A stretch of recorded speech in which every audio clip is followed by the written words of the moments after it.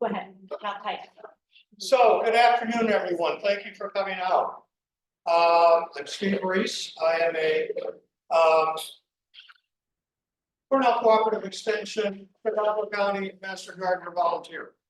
And take deep breath to say all of that. And just by way of a disclaimer, just because we call ourselves Master Gardeners, there are a couple of others in the room here, doesn't mean we know everything. So if you come with real poser questions, don't count on them getting answered.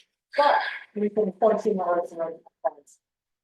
So at any rate, today's topic is composting 101. And Rose Clark contacted me about a month ago, saying that she was interested in having me do my little dog and pony show that I've done multiple times. But to do it here in this lovely venue, Homesteaders Coffee Company.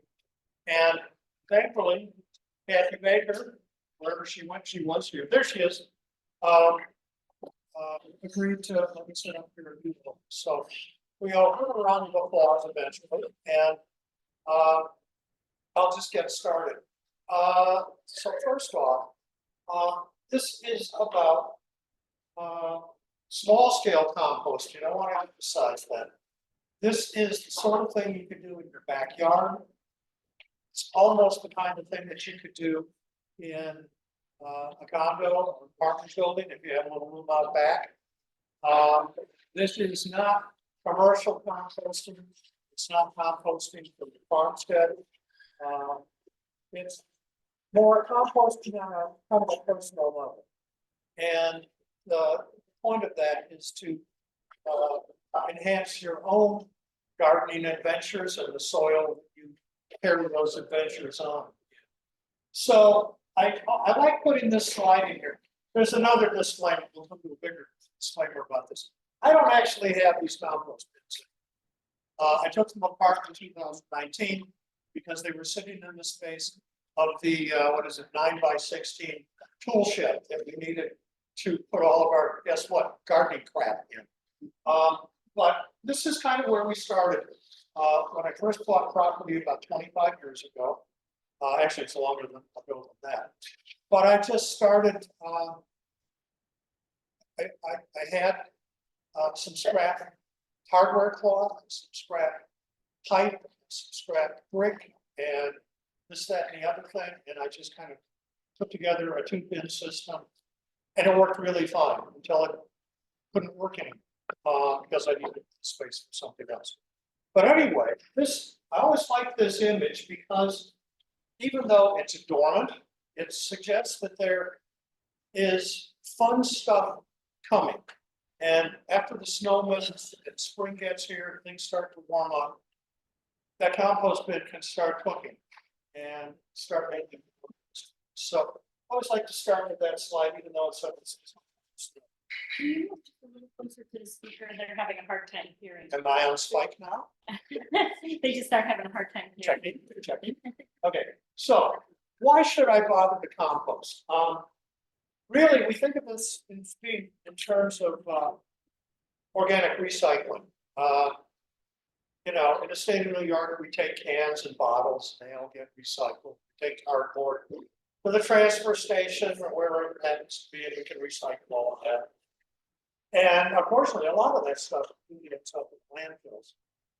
But in our case, we can, by taking organic materials out of our kitchens, out of our yards, we can take those materials and take them out of the waste stream.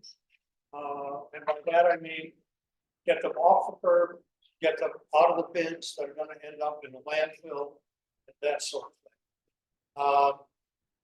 There was an article a number of years ago, and I believe it was actually a Cornell article that suggested that as much as 60% of the waste stream consists of organic materials that could be reprocessed, could be composted, could be repurposed in some fashion. So what we want to do is we want to make use of those kitchen waste, kind of specific yard wastes that we'll say more about later. Depleted growing medium, selected manures. You don't want to use necessarily all of the manure that's out there. We'll talk a little bit about that as well. And it's suggested that, you know, we can take 60% of the materials out of the waste stream. And you do have to always bear in mind that certain of those wastes have to be excluded. Really what we're talking about is managed decomposition, and organic matter rots. I think that's the simplest way to put this. Over time, any organic matter will break down. And yes, that includes us. But at any rate, what we're concerned with here is taking those kitchen scraps, prunings, trimmings from our yards, vegetables that failed in the fall when we clean out our gardens, all of those dead stems and things, take all of that. All of that can end up in a compost bin to start to be broken down. And we can even do all of those fallen leaves that end up in our yard eventually. But what happens once we gather all these materials into one spot, and I will suggest that that one spot is usually not much bigger than a cubic yard, 3 by 3 by 3. And the reason that we don't get any bigger than that in our kind of circumstance is that it could become unsightly, especially if you're in a residential situation. You might have neighbors complaining about that pile of trash in your backyard. That's steaming and smelling bad, or whatever. It shouldn't be smelling bad. But at any rate, we're going to create a compost heap or pile. And what's going to happen in there without our actually doing anything to assist it is that we're going to have all manner of bacteria, protozoa, fungi. All of these guys are going to be working on digesting those organic materials, breaking them down, and turning them into ultimately soil. And kind of what we're really doing here is we're pretending to be a natural forest. You know, in a forest, you're going to have trees that fall over. Certainly in Chautauqua County in this last couple of years, we've had lots of trees falling over and crashing into the woods and all of that sort of thing. Leaves are going to fall off, animals are going to die. There's going to be all kinds of organic matter just laying on the forest floor. It's going to lay there very, very slowly over time.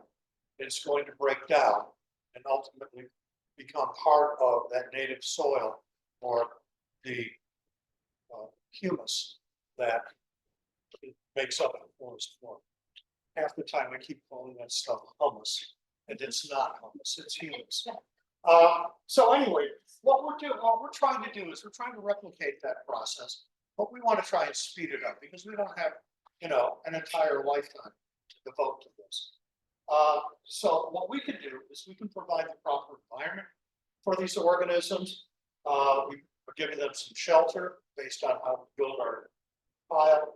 We're going to provide them with some moisture, and we're going to give them some aeration so that they've got oxygen to kind of kick off this decomposition process. What we're going to end up with, see an image of it later. I didn't bring samples. Sometimes I bring samples, but it's not the time of the year to drag compost samples on. Anyway, what our decomposers are going to do is they're going to turn all that organic waste into some kind of a beneficial soil condition. Can we call that compost? So this is where we start. What do we feed all of those digesters? This is a staged image, I confess, but you kind of get an example of the sort of things that we collect in the kitchen. We'll see some other examples of things that we collect in the yard. But you know, you could go through there and I think there's radishes and there's celery stalks, lettuce, banana peels, and I think that's a potato skin and eggshells. You get the idea. Any of that stuff is fair game to go into a compost bin. But what's important here is this notion of water, oxygen, nitrogen, carbon. What we have to do is try to create a balance between those particular elements. And I like to simplify this by simply saying we have to find a balance of the green and brown materials that are in our compost heap. And if you will, the greens are essentially nitrogen bearing materials. Easiest one to think of, grass clippings, okay? High nitrogen content. And we think of those things as being newly dead. They were in your lawn this morning, came through the lawnmower, now it's newly dead. On the other hand, we have the carbon bearing materials that we call the browns, and they're truly dead. Those are things like dead leaves, could be twigs, small branches, wood chips, that list kind of go on and on. But the difference here is in the amount, back up just a little bit. All of these organic materials are going to have a level of carbon and nitrogen. They will all have both of those elements. Some of them will have more nitrogen, some of them will have more carbon, some of them will be balanced, some of them won't have much of either. What you're after here is attempting to come up with a balance of these materials that are going to successfully feed our digesters, our decomposers. Okay, does that kind of make sense? But you have to have all of these four elements. And I would suggest that when we talk about water and oxygen, we're not talking about the deluge, okay? And when we talk about oxygen, we're not talking about air tanks or anything like that. We're talking about normal outside air, and we're talking about moisture as opposed to completely soaking our beds. How do we get air into this bed? Well, come back with a pitchfork or some other device like that, and we can turn our compost pile periodically. Every time we do that, redistributes our digesters, decomposers, and we aerate that bin and we redistribute the moisture as well. So what we're trying to do is strike this balance, and if we're successful, we'll have this very tame, quiet, non-smelly, warm, sometimes even hot compost heap, compost pile, working away, digesting all of those materials. This is how we begin. This is actually in our kitchen. I think actually Judy has seen this on more than one occasion. It's an old stew pot that it actually had a leak in it. I patched it, and now it just sits next to the sink. And every time we peel an orange or peel a banana or crack an egg, it goes in. And again, at our house, you see lots of spinach because we'll buy a bag of spinach and we'll put it in the stir fry. And then we'll forget that we have a bag of spinach. And then we just went and bought a $3 bag of compost. But so what this is, it's a stock pot. It just sits next to the sink, holds about 2 days worth of stuff in our house. And then when it gets full, we simply take it out and dump it into the bin. So this is the one slide that I don't want you to obsess over. I don't want you to freak out about the chemistry. I just don't worry about it, okay? Think back, greens, browns, nice balance. Just think about that, okay? You can read all of that on the top, but the main thing is that those bacteria, we want to get them started first, and then it'll go through this process of breaking down. And as it starts to break down, more and more, I'll use the term critters, very scientific term. Those critters will come and start attacking the organic matter and helping it break down. And that could be worms, spiders, and fungi, and protozoa, and bacteria, and any of those classes of critter that you can think. They'll be in there working away. The notion here is that, as I suggested before, all of our materials that we use are gonna have someone or another of carbon and nitrogen. It's finding a mix of that. If you rake up all the leaves in your yard, run them through a shredder, and you fill up your compost bin, just that, how long do you think it's gonna take those leaves to break down? 3 weeks, 3 months, 3 years? Well, it'd be closer to 3 years, because there's nothing in there to help that stuff break down. And because it has a very high carbon content, that makes it a very, very slow decaying material. So let's take and fill up our bin with just grass clippings. How long do you think it's going to take that to break down? Break down fairly quickly, but it's going to start to stink in about 3 days. And it's going to start to smell like silage, barnyard. It'll become untenable. So how do we mitigate that? We mix those materials together. We come up with a balance that's going to digest quickly, but not so quickly, and an anaerobic atmosphere that is going to start to stink, and an atmosphere that has the right amount of moisture.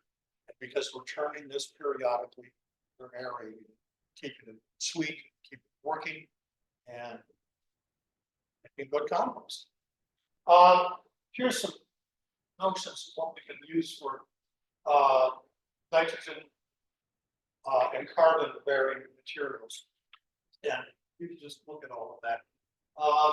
I used to list eggshells in here as being part of the rich in carbon. And I did a little bit of research as I was editing for this particular presentation, and discovered that eggshells are neither one nor the other. They're not high in one or high in the other. They're pretty much even, and eggshells don't actually benefit the soil by doing anything other than providing nice housing for red wiggler worms. They love eggshells. Open up your compost bin, see an eggshell, just packed full of these red wiggler worms, which are highly, highly desirable.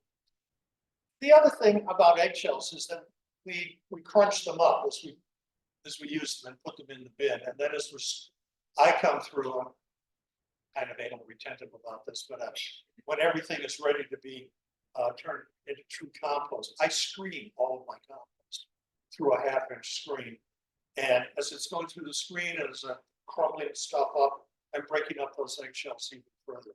So you've got these little tiny pieces of eggshell. So they're not providing any necessarily nutritive value to the heap, but they do add to the tilth of the soil by the time you're done. That means the malleability of that soil, how light area it is. So there's your list of stuff, and you can see in some cases here, the greens with high nitrogen content, that's typically going to be, I'm not saying it's going to have a nitrogen content, but it'll be less than 30 to 1. And forget about that ratio. Just forget that ratio is equal. But you can see that it has a fairly low carbon to nitrogen ratio. On the other hand, the browns, like egg cartons and coffee filters, really, really high carbon content.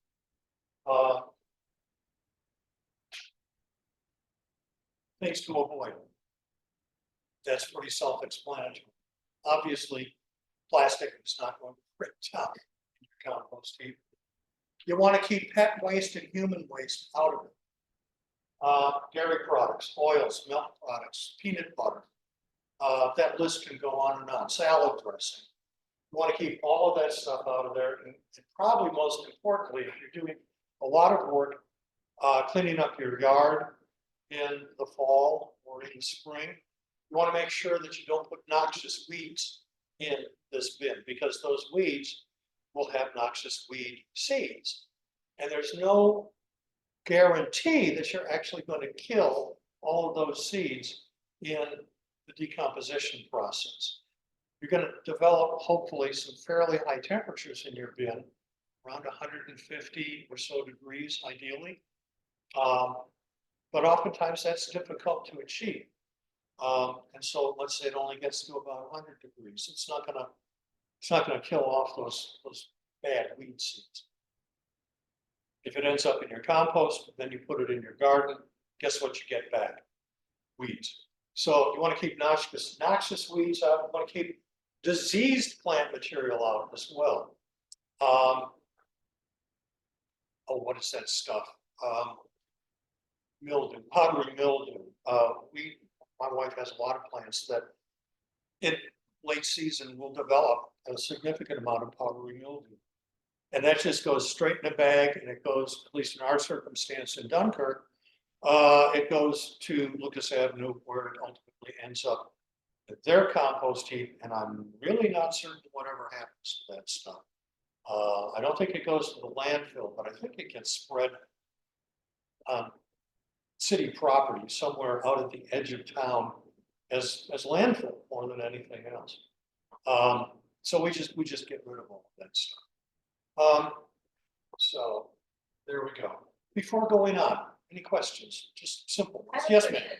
You talk about the balance, do you mean between brown and green? So if I have a quarter green and need a quarter brown, is it No. one? Or- No, that's what you want to do. There's no magic formula for that, because one of your browns could be particular, like an oak leaf, let's say. And one of your greens could be, I don't know, banana peels. Yeah, And so you have to sit down and actually, there is actually a formula that you can go and look up, and I'm not gonna do it for you. That will let you figure out, if I have one that's a 30-to-1 carbon and another one that is a 175-to-1, I'm sorry, got that reversed. 30-to-1 nitrogen, 175-to-1 carbon. There's actually a formula you can figure out how much you need in terms of volume for each one. Don't bother. No. Just, it's not worth your effort. Just keep piling stuff in there. Keep things and then would balanced. something happen that would say to Mary, you need more brown, less green? Yes, if as an example, if it started to smell real bad. Okay, Or if there was some point where you've been turning this thing over now for 3 months and nothing's happened. Oh. That means, yeah, I probably need a little more nitrogen okay. to help speed things up. Okay. Excuse me. Okay. This is probably the simplest thing you could possibly do. It doesn't require any work. It just requires that you haul your stuff in the corner of your yard, stack it up, leave it alone, let it do its thing, for however long it takes for it to do it. It's probably not such a good thing in a residential situation if you're on a city lot. Your neighbors are ultimately going to get really irked at having to look at this pile of debris in the backyard, saying, what the hell is that all about? And so it's actually the sort of thing that works better in a little more rural or a suburban situation. You've got trees and hedges and stuff around to kind of hide it. It can be messy, and laid out like that, it could also provide habitat for creatures that you may or may not want to have. I'll be honest, people ask me, we always get rodents in our compost bins. And in the 30 plus some odd years that we've been doing this in Dunkirk, the only rodents we've ever seen was a family of pinky voles living in the bottom of the compost bin over winter. And I ran to the house to get Mary to come and say, look what I found, look what I found. By the time I came out, they're all gone. So those are the only rodents I've ever seen in our garden. We don't have skunks, we don't have possums, we don't have raccoons, we don't have any of that stuff. You might have that if you've actually got a larger population. in a rural setting, you might have that. But if this is at the back of your property somewhere, it's not gonna matter. Yes, We live in the village and there are a lot of squirrels getting like composted. Squirrels. and how does that adversely affect the compost? Not a bit. It, you know, nice whole. Yeah. More area. You know, squirrels are kind of endemic in this area. They can't get away from them. So I don't think of them as being necessarily a problem. They're more a problem for the cats than anything else, so anyhow. So very simple way of accomplishing this, but like I say, very slow if you don't turn it over, could take several years. You might wait a couple of years, turn it over and discover some really good stuff at the bottom and some stuff that hasn't even started to break down on top. You can do a single bin, and that can be, you can go online and say compost bins, and I can guarantee you that you searching through the internet the next 6 months looking at compost bins. Because if you can imagine a shape, style, a volume, you can buy one someplace. You can go right now to Home Depot and buy yourself 12 feet of welded hardware cloth and make a column and fix the ends together, and guess what you have? So there's all kinds of choices. I've seen these things made with pallets. I've seen them made with scrap lumber, leftover lattice material. That list just goes on and on and on. So, but the notion is you have a single bin that you're putting stuff in, and at some point, you're going to turn that bin and find the good stuff inside, and then put,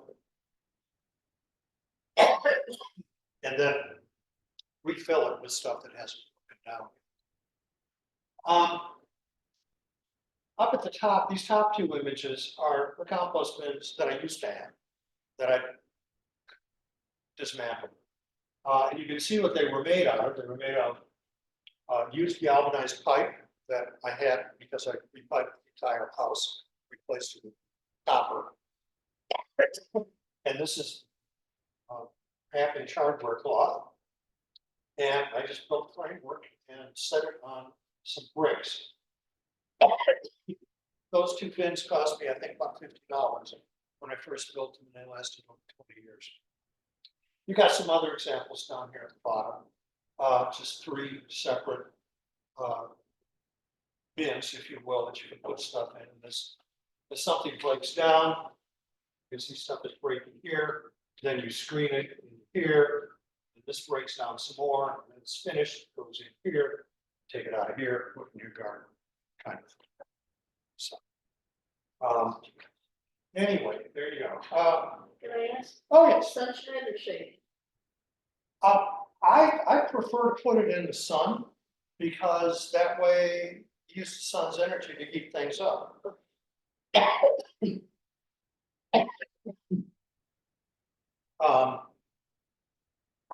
The old bins that I had actually were under a tree, but they had very tiny, so the sun came through about half the day.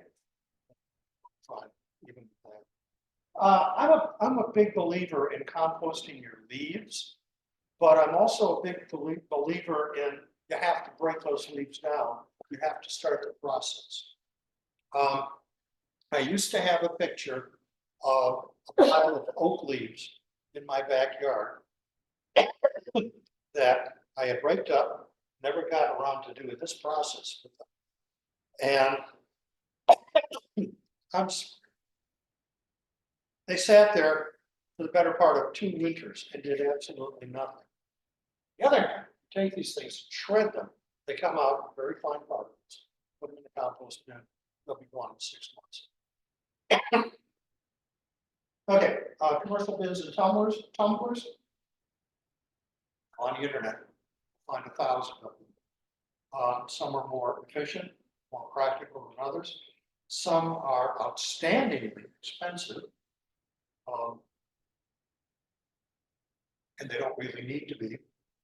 And I've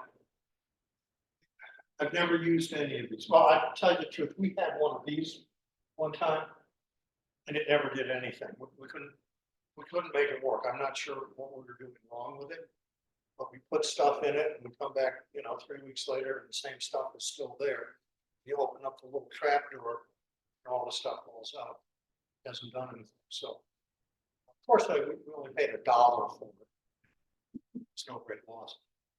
The only other thing I'd say is you see most of these things in plastic. And as much as I like natural materials and all of that, when it comes to this process, I think I actually prefer plastic bin as opposed to metal bin like this one here. And this is just what do you call a popcorn story. My sister-in-law had one of those in North Carolina, and she used it for about 3 years. And the compost that she took out, she had her North Carolina State University Extension Service tested, and she found it to be very high in zinc. Guess where the zinc came from? The galvanized steel that broke down. And it's because the compost was in constant contact with that galvanized surface. And irrespective of the galvanized bin, it rotted away in the 4th year. So they've now gone to one like this down in the lower left-hand corner. And I think they've had that about 10 years now. So anyway, I'm not trying to make a sales pitch here. It's just, these are just things from practical experience. Okay. I throw this slide in mostly because I like the word culture.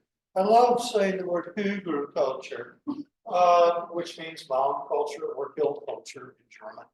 And actually, when it comes to doing a compost pile, this is very, very close to what happens in the forest, where you pile up logs and branches and you fill in the gaps with soil, and then you add more branches and they get smaller and smaller, and you build up to the top and you keep putting dirt in and you keep adding compost and stuff breaks down.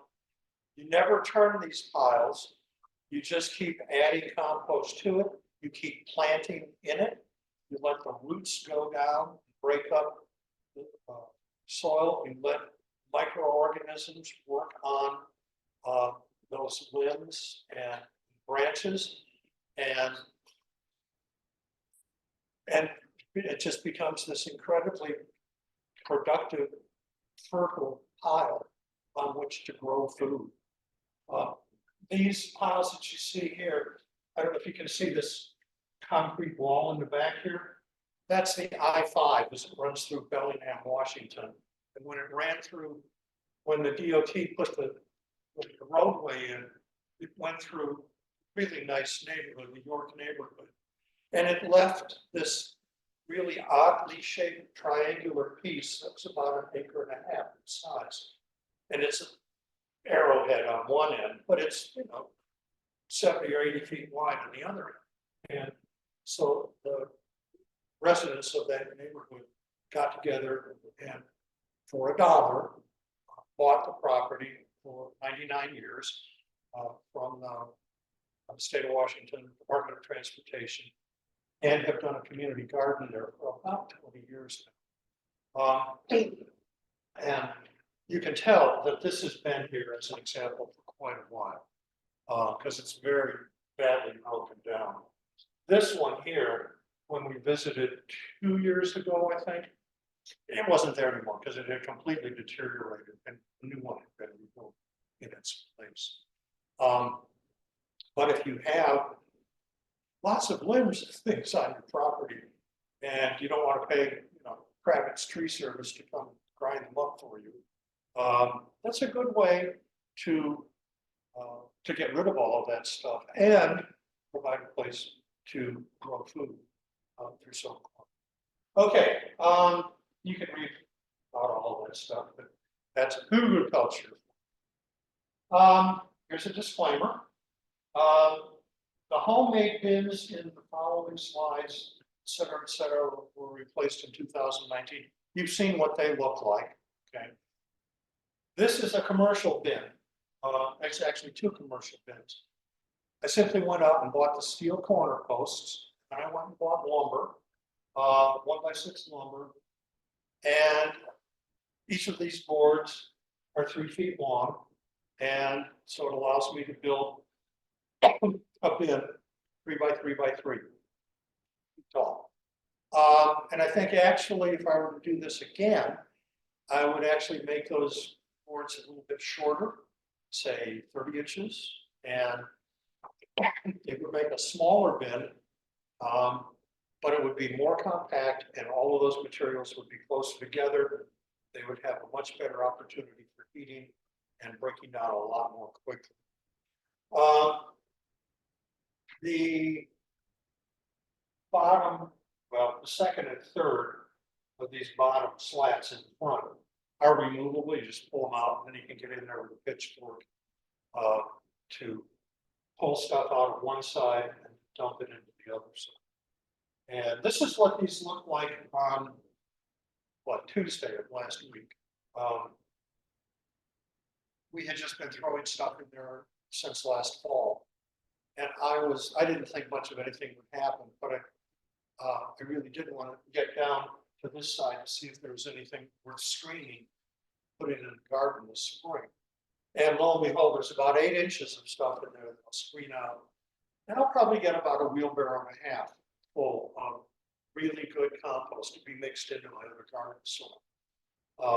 And mixed in with alpaca poo and all kinds of other stuff. But I simply went in, took these slats out, took the pitchfork, turned the stuff into there, and now you can kind of see what's going on over here. That's the most recent kitchen waste. Guess what it is? It's lettuce and banana peels and eggshells. So anyway, this is what I use now, but this is what I described. Guess what? It's the same thing. It's just a different kind of bin. You can read all of that, but essentially what we're doing here is we're filling up one side, we're letting it do its thing. After a period of time, 6 months. Here's another thing. How much time does this take? I am probably one of the laziest gardeners you will find. If I get through this process twice a year, I figure I'm doing really good. There are people, have some friends who turn their compost piles once a week, and they're out there with their pitchfork and they're flopping, I don't know, 1,000 pounds of stuff, turning it over once a week. My back doesn't like that idea, and I like the idea of kind of being slothful about all of this.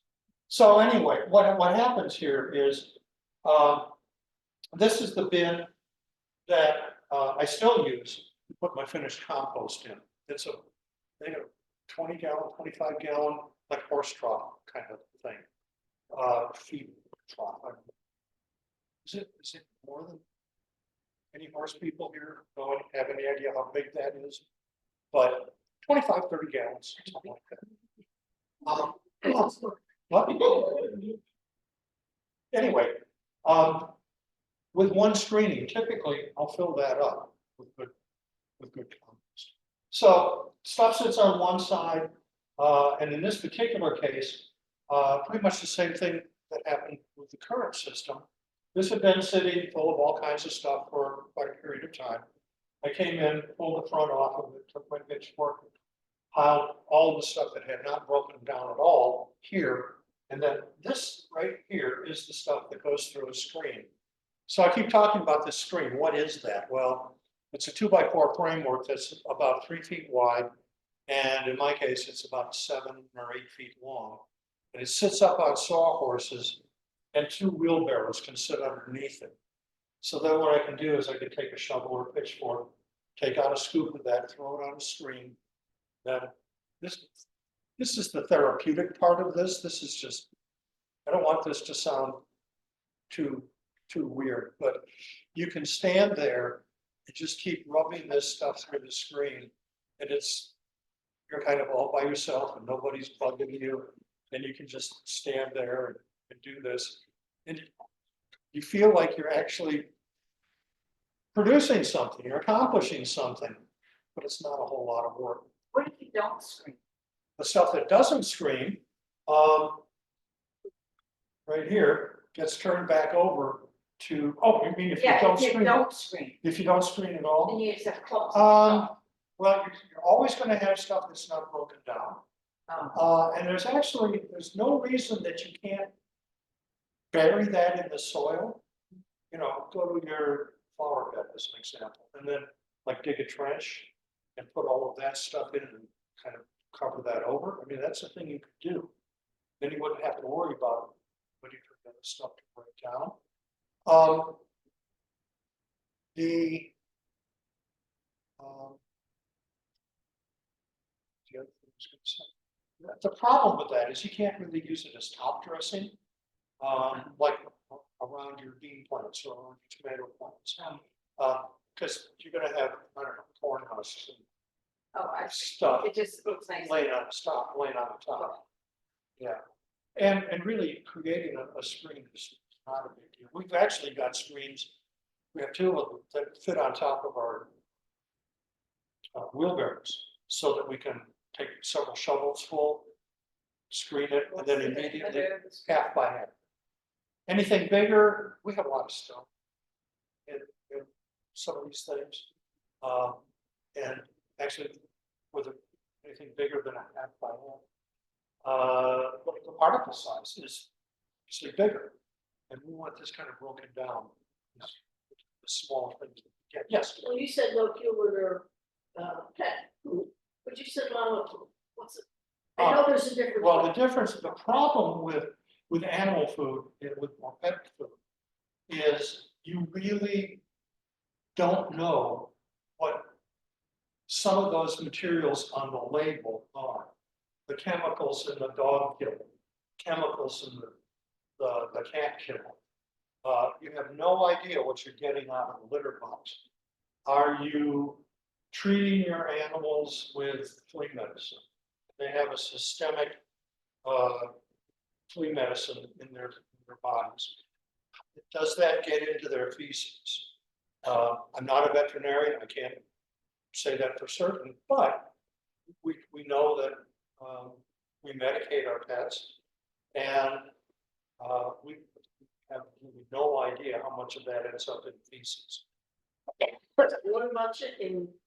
Chicken is great if you've got 6 months for it to break down and cool off. Chicken is really hot Yeah.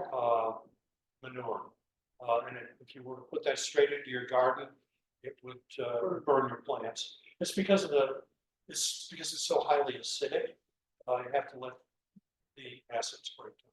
So the other thing is, we have chickens, obviously, we get a lot of eggs, and I have to poke the eggs before. You get a lot of, chickens, yes, so we get eggs. eggs, yes. But I wash them when I sell them, and so I float them. So the egg, I put a big bucket of water, put the eggs in there. If they go to the bottom, they're good eggs, but sometimes they go to the top. Right, I can't sell them. right. Can you throw them in the compost? You shouldn't put the raw eggs in, just the shells. Okay. The egg white and the egg yolk should not go in. Right. Thank you, that's a great question. I actually ran across that. So, yeah, thank you for reinforcing. Okay, where are we here? We're turning all of this stuff. And you recommend that you wash yourself before you put them I don't. No, but I sell eggs I to know. neighbors and stuff. You could sit an egg that has come out of the nest on your counter for weeks, as long as it's not washed. Right. Because it has a coating in it. But I can't sell dirty eggs to a neighbor. So I will wash them in cold water Oftentimes, yeah, you worry about botulism Yeah. and all of that. Most of the time, we just crunch them up, put them in that bin in the kitchen. And we wash our hands while we go back to the water. Sometimes, if we're doing a lot of them, they'll end up in a pot of water and they'll get rinsed that way. But I've never had any particular problems. I have heard of people who very thoroughly wash their eggshells, dry them out very carefully, then crush them and then use those as amendment around tomato plants and what have you to keep snails and slugs and stuff away. That's a whole different process. And it's conceivable you could just take a pot of water and boil them and let them cool off and dry, crush them, and have at them that way. It's a step in the process that we don't necessarily need. Can I ask you what, I never put chicken in my compost. And you shouldn't. Why should you? There's a place in Jamestown, they're on the composting. And they said, give us your chicken bones, give us everything. So they put everything. Yeah, she does. I am not sure how they process that. It probably come down to that. Maybe they're after that for the bone meal content. I'm not sure. They make granules every two. Like I said, I don't know how they process them. But I certainly wouldn't just throw a chicken carcass in here and hope for it to break down.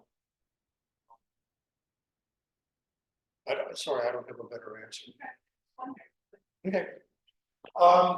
Okay, so here's my screen over here. And here's the bin that's getting stuff shoveled out of it. And gotta have gloves unless you want all that French nail finish, except it's brown and it's under the nail instead of on top of the nail. French tip. So anyway, you just stand there and you rub this stuff with, you know, a trowel or by hand. Very therapeutic. And then whatever doesn't get screened, put back in for the next go on. And well, this kind of describes the turning process. But this is what the bottom of my compost bins look like when I'm done cleaning them out. This is all used brick that I picked up. I can't even remember where I got it, but I have a lot of them. I think actually they're pavers. But they're down there to provide drainage and a place for air to get underneath the pile. And then on top of this pile, we've got the galvanized hardware cloth. This galvanized hardware cloth. The thing here is that materials are, the bulk of the materials are not in contact with this. And any leachate from the galvanized metal is going down into the, past the bricks.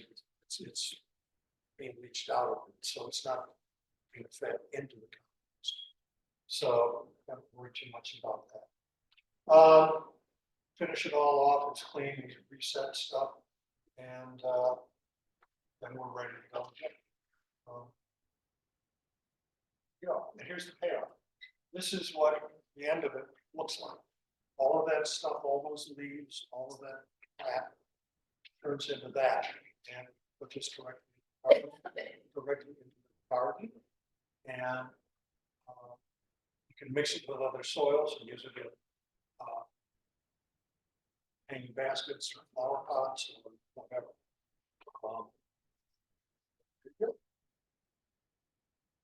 So where's the red worm thing? I thought there was the red worm. There are redwood, you don't see them. They're in there. But you didn't put them in. Oh no, they just showed up. They were my magic visitors. I had no idea they were going to do that. One spring about this time, I turned over a bunch of stuff, and there must have been 3,000 redwood worms. I have no idea where they came from, but they're in there munching and pooping, munching and pooping. And so much of gardening is all about munching and pooping. It's just whatever. Here's a whole list of contacts and sources. I'm not going to try to read all of this. However, probably the most important thing that you could look at is the Chautauqua County Cornell Cooperative Extension website, their main page. Once you get on this page, you can hunt your way through just all kinds of information. And I just, not to cast aspersions on Cornell, but they're not the only land grant university in the country. If there are any states that have land grant universities, they're all going to have extension services like this. And particularly good ones are the University of Wisconsin, University of Nebraska, University of Georgia, University of North Carolina, NC State, no, University of North Carolina. What's the other one? The Ohio State University. All of those have just exquisite websites, just more information than you could possibly want to know. And interestingly, they often contradict one another, but it's because you had some science in the agronomy, some scientists in the agronomy department, you know, doing postdoc work in, I don't know, nematodes, and came up with all kinds of information. And, you know, wrote an article, got tenure, or whatever. But sometimes you'll read kind of simple information and things will kind of conflict a little bit. The carbon and nitrogen ratios that I put up there, on 3 different websites, I found 3 different sets of information for this exactly the same product. So, you know, it's who did the research and when did they do the research and all of that sort of. So anyway, there's all of that. And other important thing is the Master Gardener helpline down here, Wednesdays from noon to 2 in the afternoon, from now until the end of September. There's your number. And interestingly, it's the same number as Shannon, who is the program coordinator. But I think she swaps her phone over so that the attendant can deal with it. Oh, I'm sorry. Actually, yes, it's on the back of one of those. There's some handouts over on that table. I think you'll find that information on the back of something. And whoops, what is happening? There we go. Many thanks for the full strength coffee organization. Thank you so much. I will. I don't even know what time it is.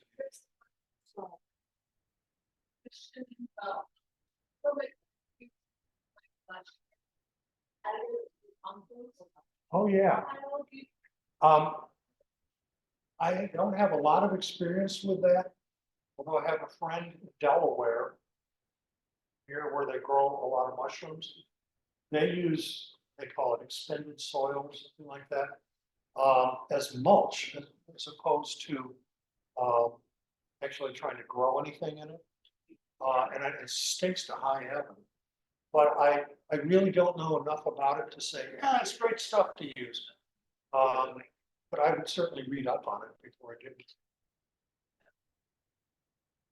Other questions? Yes, ma'am.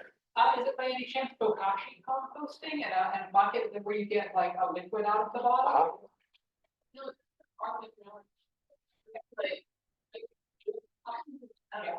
That's another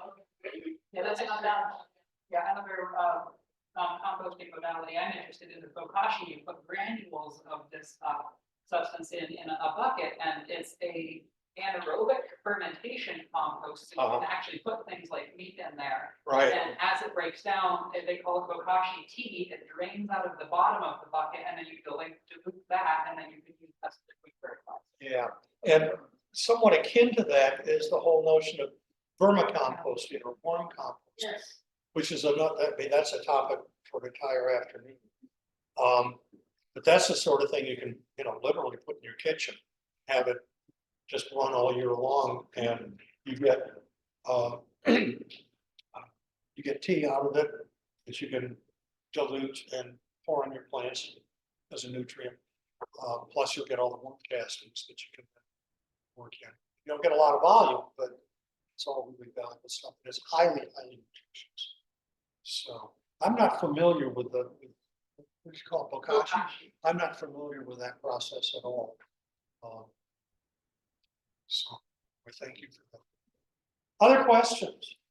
Okay, if you didn't get handouts, there are handouts on the long table in the back. If you didn't sign in, there's a registration, it was put forward with a registration sheet on it that you need to be signed up for. What else? I think that's it. Oh, I take that back. At the very end of the long table, closest to the window, there is an evaluation form that if you want to fill out about the presentation, and it's specifically for me to go to Master Gardeners. It is slightly different form than the one that we've got for the leaf presentation. So you've got two different evaluation forms you could look at. Other questions? Otherwise, look at that. I did it in an hour.